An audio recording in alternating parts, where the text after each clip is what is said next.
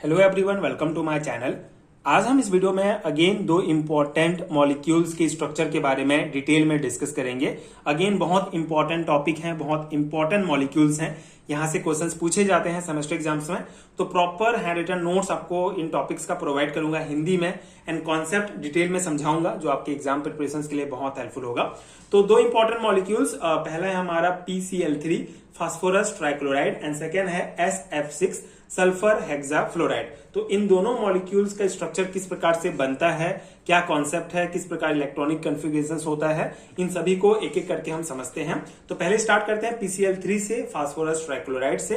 तो अगर हम फास्फोरस ट्राइक्लोराइड की स्ट्रक्चर की बात करें, संरचना की बात करें, तो PCl3 में केंद्रीय परमाणु जो होता है वो फास्फोरस होता है, जिसका जो ग्राउंड स्टेट का इलेक्ट्रॉनिक कन्फिगरेशन होगा कुछ इस प्रकार से होगा। ठीक है, सबसे पहले आपको इलेक्ट्रॉनिक कन्फिगरेशन आना चाहिए, किस प्रकार आप भरेंगे ये सब, तो ये बेसिक है ना। तो PCl3 में फास्फोरस जो है हमारा सेंट्रल मेटल आइटम है, तो उसका जो इलेक्ट्रॉनिक कन्फिगरेशन कुछ इस प्रकार से होगा।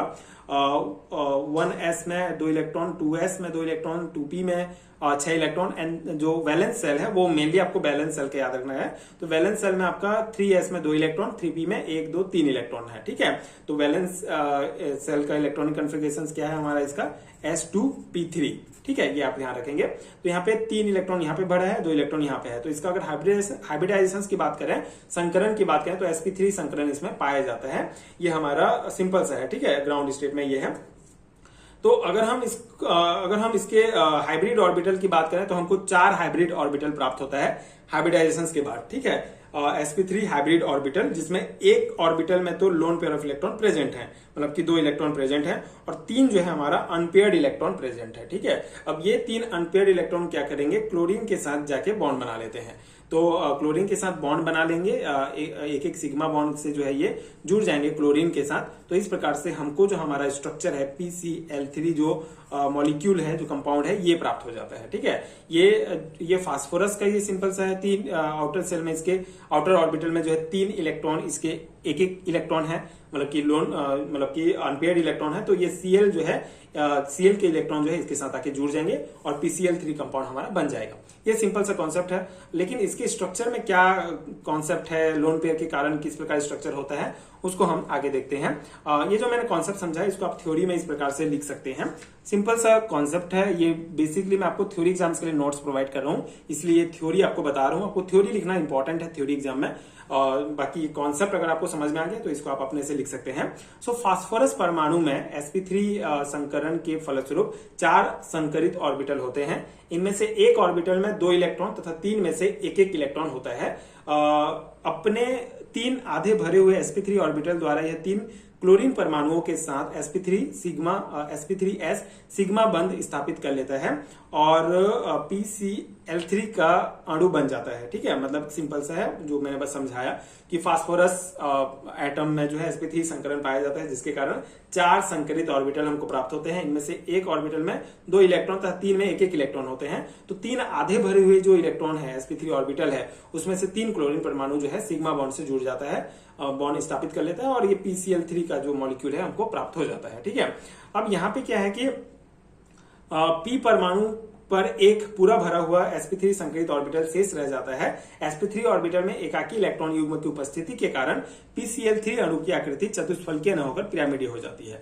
अब यहाँ पे क्या है कि हमारा एक lone pair of electron present है। यहाँ पे आप देखेंगे एक लोन पेयर ऑफ इलेक्ट्रॉन है, बाकी तो बॉन्ड बनाया हुआ है। तो ये जो lone pair of electron present है, इसके कारण जो इसके जो बॉन्ड है, ठीक है, जो क्लोरीन के साथ बॉन्ड बनाया हुआ है, ये क्या हो फास्फोरस जो क्लोरीन के साथ बॉन्ड बनाए हुए हैं, ये क्या हो जाता है, लोन पेयर के कारण जो है रिपल्सन हो जाता है इन बॉन्ड्स के बीच में, जिसके कारण इसका जो ओरिजिनल जो स्ट्रक्चर है, अगर हम हाइब्रिडाइजेशन की बात करें, वेस्पर थ्योरी की बात करें, तो sp3 हाइब्रिड ऑर्बिटल का स्ट्रक्चर जो है वो चतुष्फलकीय होता है। ठीक है, टेट्राहेड्रल होता है। लेकिन यहाँ पे क्या है, lone pair of electron present है, जिसके कारण इसका स्ट्रक्चर पिरामिडी होता है। ठीक है, पिरामिडल हो जाता है। ठीक है, तो ये आपको ध्यान रखना है कि PCl3 में लोन पेयर ऑफ इलेक्ट्रॉन पाया जाता है, जिसके कारण इसका स्ट्रक्चर पिरामिडीय होता है, पिरामिडल स्ट्रक्चर होगा। ठीक है, तो PCl3 अणु की त्रिकोणीय पिरामिडल आकृति। ठीक है, तो ये हमारा ट्राइगोनल पिरामिडल जो है इसका स्ट्रक्चर है। तो ये सिंपल सा कॉन्सेप्ट है, आई होप आपको समझ में आ गया होगा। स्ट्रक्चर आपको ध्यान रखना है, बाकी आप इजीली जो है बना सकते हैं। अब हमारा नेक्स्ट जो मॉलिक्यूल है वो है SF6 सल्फर हेक्साफ्लोराइड। ये अगेन एक मोस्ट इंपॉर्टेंट है, कई बार एग्जाम में पूछा गया है। आप पास्ट ईयर के क्वेश्चंस पेपर भी देख सकते हैं अपने यूनिवर्सिटीज का, आपको ये टॉपिक देखने को मिल जाएगा। तो अगर हम सल्फर हेक्साफ्लोराइड की स्ट्रक्चर की बात करें तो इसका स्ट्रक्चर ऑक्टाहेड्रल ही होता है, क्योंकि इसमें lone pair of electron present नहीं होते हैं। ठीक है, तो अगर हम इसका इलेक्ट्रॉनिक कॉन्फ़िगरेशन देखें, SF6 में जो हमारा सेंट्रल मेटल एटम है वो सल्फर है। ठीक है, S परमाणु है जिसका इलेक्ट्रॉनिक विन्यास जो है कुछ इस प्रकार होता है 1s2 2s2 2p6 3s2 and 3p4। ठीक है, 16 एटॉमिक नंबर है, तो उस अकॉर्डिंग तो यहाँ पे अगर हम बात करें तो इस इलेक्ट्रॉनिक कॉन्फ़िगरेशंस का ग्राउंड स्टेट में इलेक्ट्रॉन डिस्ट्रीब्यूशन कुछ इस प्रकार से होगा। यहाँ पे आप देख सकते हैं 3s2 में 2 इलेक्ट्रॉन है, 3p4 में जो है हमारा 4 इलेक्ट्रॉन है जिसमें से एक बॉन्ड भरा हुआ है, और ये 2 हमारा जो है खाली मतलब अनपेयर्ड इलेक्ट्रॉन्स है। ठीक है, तो ये इस प्रकार से इसको आपको भरना है, ये ग्राउंड स्टेट का है। तो सल्फर परमाणु में आधे भरे हुए 2 ऑर्बिटल हैं, परंतु SF6 में 6 सहसंयोजक बंध हैं। ठीक है, तो यहाँ पे अगर हम SF6 की स्ट्रक्चर की बात कर रहे हैं तो यहाँ पे तो सिर्फ हमारा 2 अनपेयर्ड इलेक्ट्रॉन है, मतलब कि 2 दूसरे एटम आके इसके साथ जुड़ सकते हैं। लेकिन SF6 में क्या हो जाता है कि हमको जो है टोटल 6 अनपेयर्ड इलेक्ट्रॉन चाहिए जिसके साथ ये 6 फ्लोरीन जो है जाके बॉन्ड बना सके। तो उसके लिए हमको क्या करना होगा, इसलिए सल्फर परमाणु पर आधे भरे हुए 6 ऑर्बिटल होने चाहिए। तो बाह्य S और P दोनों ऑर्बिटल का एक इलेक्ट्रॉन खाली D ऑर्बिटल में आ जाता है। इस प्रकार आधे भरे हुए 6 ऑर्बिटल प्राप्त हो जाते हैं। तो इसीलिए ग्राउंड स्टेट में जो हमारा S ऑर्बिटल में 1 इलेक्ट्रॉन है और P ऑर्बिटल में 1 इलेक्ट्रॉन है, ये दोनों एक्साइट हो जाते हैं। ठीक है, S ऑर्बिटल का इलेक्ट्रॉन भी चला जाएगा और P ऑर्बिटल का इलेक्ट्रॉन भी एक्साइट होकर चला जाएगा। ठीक है, तो इससे हमको एक्साइटेड स्टेट का जो डिस्ट्रीब्यूशन है कुछ इस प्रकार से प्राप्त होता है। सभी में 1-1 इलेक्ट्रॉन हो जाते हैं। ठीक है, S में 1 इलेक्ट्रॉन, P ऑर्बिटल में 3 अनपेयर्ड इलेक्ट्रॉन और इसमें 2 अनपेयर्ड इलेक्ट्रॉन, तो टोटल 6 अनपेयर्ड इलेक्ट्रॉन ऑर्बिटल हमको प्राप्त हो जाते हैं। तो ये 6 अनपेयर्ड इलेक्ट्रॉन के साथ जो है हमारा फ्लोरीन के एक एटम जो है आके बॉन्ड बना के जुड़ जाते हैं। तो इस प्रकार से जो हमको sp3d2 हाइब्रिडाइजेशन प्राप्त हो जाता है, और यहाँ पे जो हमारा जो हाइब्रिड ऑर्बिटल प्राप्त होंगे इसके साथ आके मेनली फ्लोरीन जो है जुड़ जाएगा और हमको जो है हमारा SF6 जो मॉलिक्यूल है ये प्राप्त हो जाता है।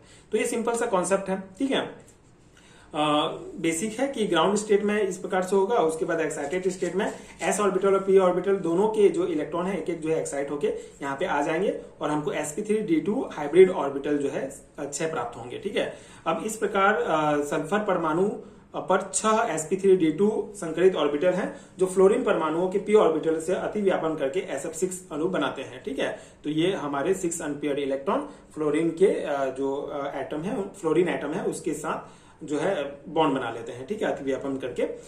उसके बाद SF6 अणु की संरचना अष्टफलकीय होती है और प्रत्येक बंध कोण जो है 90 अंश का होता है। अब यहाँ पे जैसे पिछले स्ट्रक्चर्स जो हमने देखा, पिछले जितने भी मॉलिक्यूल्स का, उसमें lone pair of electron present होता था जिसके कारण उसका जो ओरिजिनल स्ट्रक्चर है वो डिस्टॉर्ट हो जाता था, विकृत हो जाता था, उनके बॉन्ड के बीच रिपल्सन आ जाता था। लेकिन यहाँ SF6 के ये जो मॉलिक्यूल है इसमें ऐसा कोई केस नहीं है।